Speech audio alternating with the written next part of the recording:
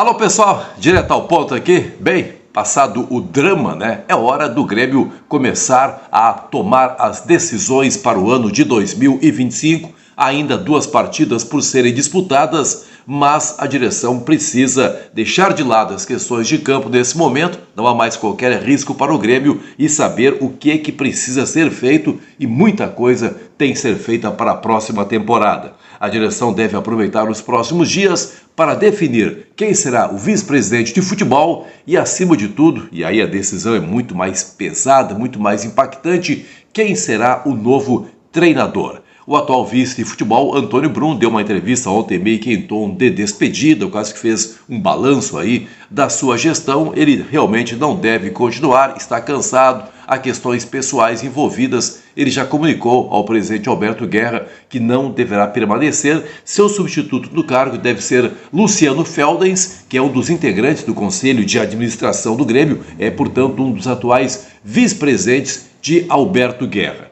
Então, o Feldens é quem deverá se sentar essa semana com o Alberto Guerra. Não tem que adiar, gente. Não tem que ficar pensando, tem jogo do meio da semana. Não, há muitas coisas por serem feitas, o mercado se mexe com muita rapidez e as decisões têm que ser tomadas. E a primeira decisão do Luciano Feldens, que, caso seja confirmado, é acertar com o técnico Tite. Esse é o nome preferido do Grêmio, talvez não seja exatamente o nome preferido do presidente Alberto Guerra, mas o consenso é muito forte em torno do Tite e a ideia do Grêmio já foi exposta aqui no vídeo que postamos no sábado passado. A ideia do Grêmio é fazer para o Tite uma oferta salarial que tire em definitivo da cabeça dele a ideia de ficar esperando por uma proposta da Europa. O Grêmio quer agir rapidamente, o Grêmio paga muito mensalmente ao Renato Portaluppi e teria condições financeiras. O balanço, a projeção orçamentária apresentada na semana passada deixa claro que existe margem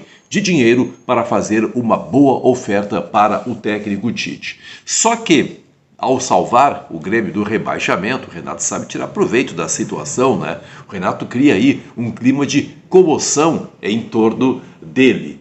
E o que talvez retarde um pouco a decisão do presidente Alberto Guerra de romper o seu contrato. Eu estou vendo aí nas redes sociais e ontem os relatos que chegavam da Arena era de muitas pessoas entendendo que, puxa, o cara nos salvou, o Renato salvou o Grêmio, para que mudar de técnico nesse momento? Futebol é momento, né, gente? Futebol é momento. Quando um bom resultado acontece, tudo de ruim que aconteceu antes acaba sendo deixado de lado na cabeça de algumas pessoas. Então, para esse tipo de compreensão, o Renato deve permanecer sendo o treinador do Grêmio. Agora, uma análise fria do trabalho dele vai mostrar que ele falhou demais nessa temporada, errou demais. Tem essa questão aí interminável, essa briga com a imprensa. Não é bom, né, você manter esse tipo de situação, porque acaba certamente trazendo prejuízos para o clube. Para mim fica muito claro, na minha cabeça está muito claro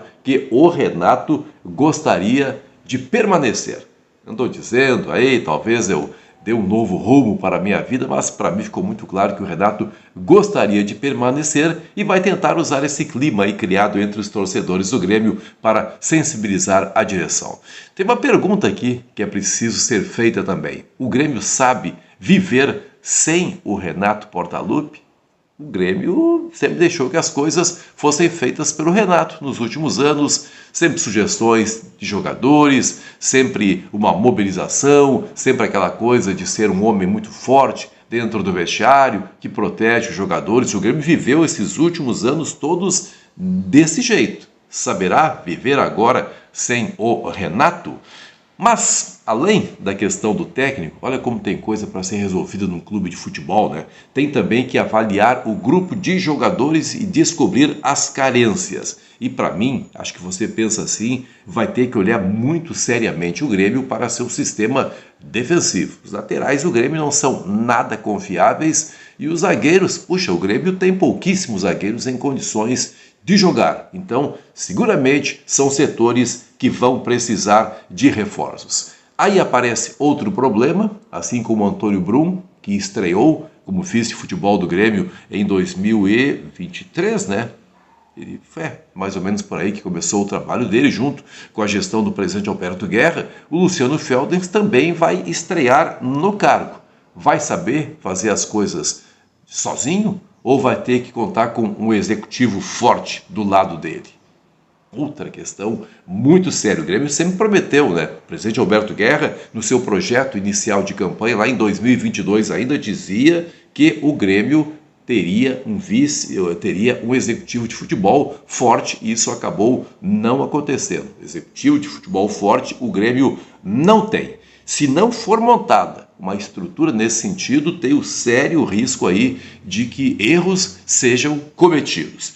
E a situação do Felipão, que é o nome preferido também para ser o coordenador técnico, vai trabalhar junto com o técnico Tite? É outra aresta que precisa ser aparada.